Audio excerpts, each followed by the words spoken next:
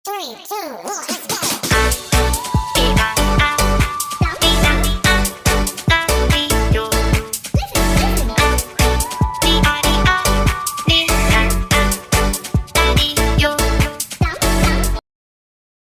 Assalamualaikum warahmatullahi wabarakatuh. Hai, selamat datang kembali lagi bersama aku di Modal Finance. Di sini kita akan membahas tentang strategi dan perencanaan finansial pribadi. Nah, berbicara tentang strategi dan finansial perencanaan, apa sih yang pertama kali muncul di benak Anda gitu? Kira-kira apa ya?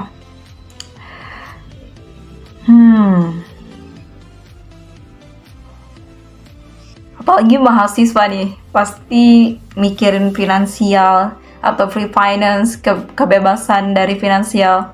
Dan ini sering banget terjadi di mahasiswa, sering banget terjadi kayak kesulitan gitu mengelola finansial. Nah, ini fungsi strategi dari perencanaan finansial. So, kamu yang milenial dan zilenial bisa belajar lebih banyak di konten aku. Bagaimana sih strategi keuangan pribadi yang benar dan sebaiknya kita praktikkan? Managing Director dari situs pembanding produk keuangan paling populer di Indonesia, halomoney.co.id, Jay Brookman, menyatakan bahwa ada dua kunci utama yang dapat membantu seseorang untuk memperoleh kekayaan finansial.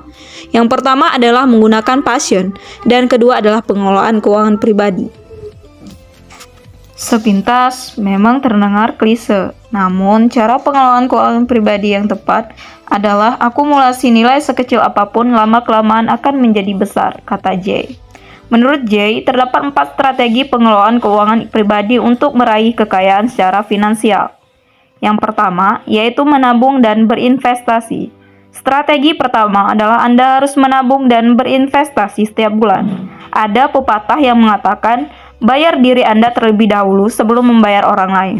Dulu orang bilang sisihkan penghasilan Anda untuk menabung. Zaman sekarang Anda harus prioritaskan penghasilan Anda untuk menabung dan berinvestasi. Tentunya sebelum berinvestasi Anda sebaiknya memiliki rencana keuangan.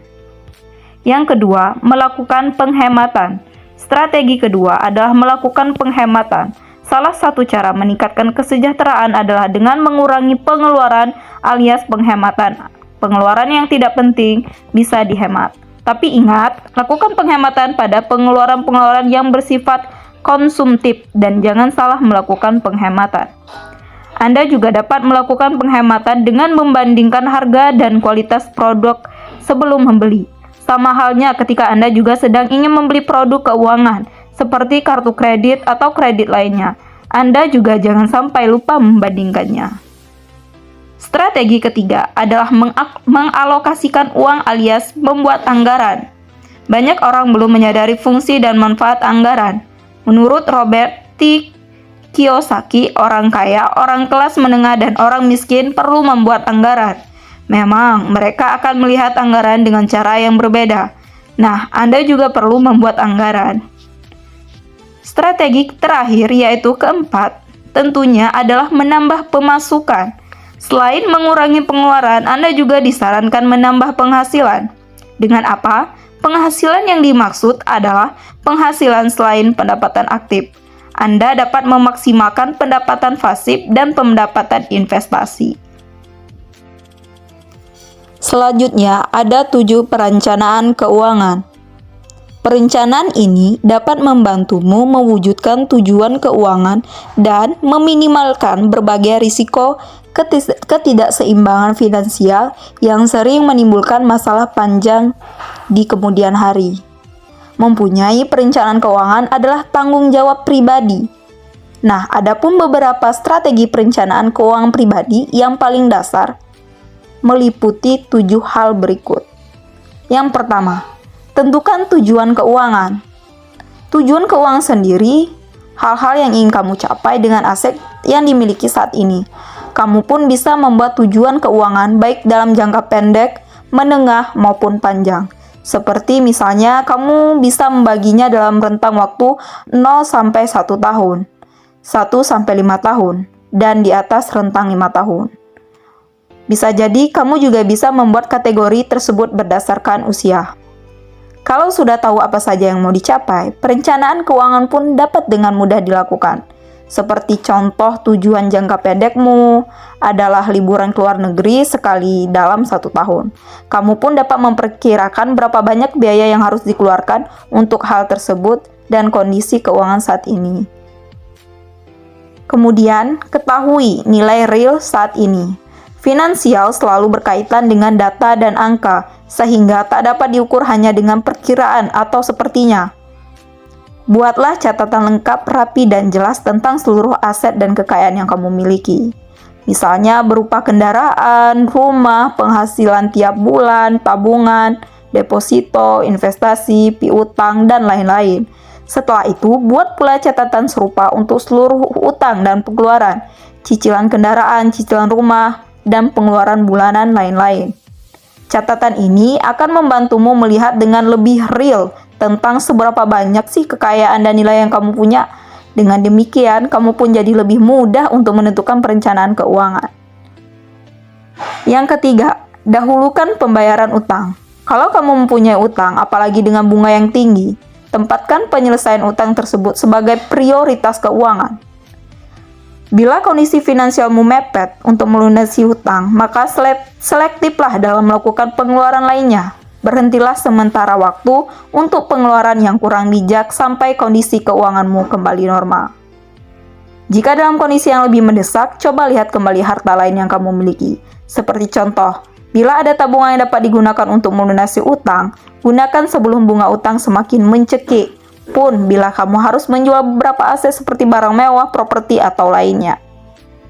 Kemudian yang keempat, mulai berinvestasi. Jika kondisi keuanganmu sudah stabil dan tak ada momok utang, kini saatnya Anda berinvestasi. Ada banyak pilihan instrumen investasi yang dapat kamu pilih sesuai dengan tingkat risiko kemampuan finansial maupun jangka waktunya. Namun, pastikan sebelum jauh melangkah ke investasi, kamu terlebih dahulu mempunyai tabungan. Tabungan memiliki likuiditas lebih tinggi. Dengan begitu, bila dalam kondisi terdesak atau tak terduga, cadangan ini dapat kamu gunakan. Yang kelima, buat skala prioritas. Dan yang inilah yang paling penting. Bijaklah dalam melakukan pengeluaran. Buat skala prioritas pengeluaranmu mulai dari hal-hal yang paling mendasar.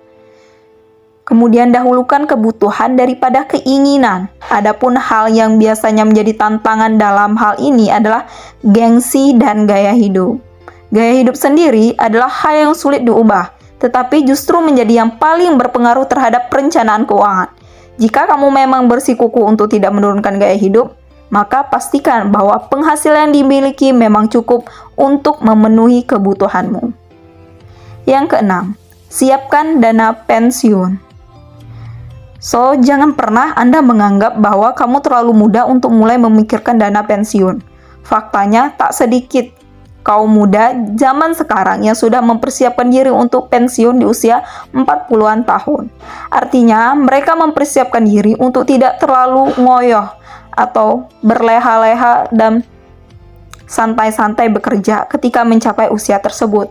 Oleh karena hidup terus berlanjut setelah tak lagi produktif, maka harus ada dana cadangan. Dana pensiun inilah yang kemudian dipersiapkan sedari awal sesuai dengan proyeksi kehidupan pasca pensiun yang diharapkan. Yang ketujuh, ada evaluasi. Yang terakhir, strategi perencanaan keuangan bukanlah hal yang statis, namun kompleks dan dinamis. Pemasukan dan pengeluaran dapat terus naik dan turun mengikuti kondisi tertentu. Oleh karena itu, kamu pun harus senantiasa melakukan evaluasi berkala, sehingga tak ada yang terlewat dan justru menimbulkan sesal di kemudian hari. Setiap orang membutuhkan perencanaan keuangan yang baik untuk menjaga kestabilan finansial dan keberlangsungan hidupnya. Kegiatan ini meliputi penentuan tujuan keuangan, pencatatan nilai real, pelunasan utang, investasi, pembuat skala prioritas, penyiapan dana pensiun, dan evaluasi. Semakin dini perencanaan finansial dilakukan, semakin tenang pula kamu nantinya dalam menyikapi berbagai tantangan keuangan di masa mendatang. Sehingga kembangkan dana Anda sekaligus berikan kontribusi untuk ekonomi nasional dalam pembangunan yang melakukan pendanaan dalam berkontribusi yang bermanfaat untuk Indonesia. Sekaligus Anda bisa bermanfaat bagi banyak orang. Dan tentunya dikenal sebagai seorang bebas finansial. Siapa sih yang nggak mau dapat kategori yang bebas finansial? Nah, itulah beberapa cuplikan materi dari berbagai sumber.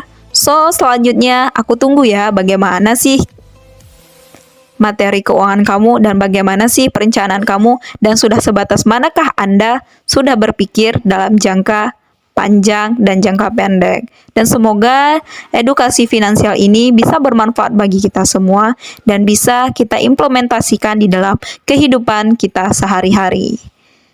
Saya pamit. Wassalamualaikum warahmatullahi wabarakatuh. Salam finansial.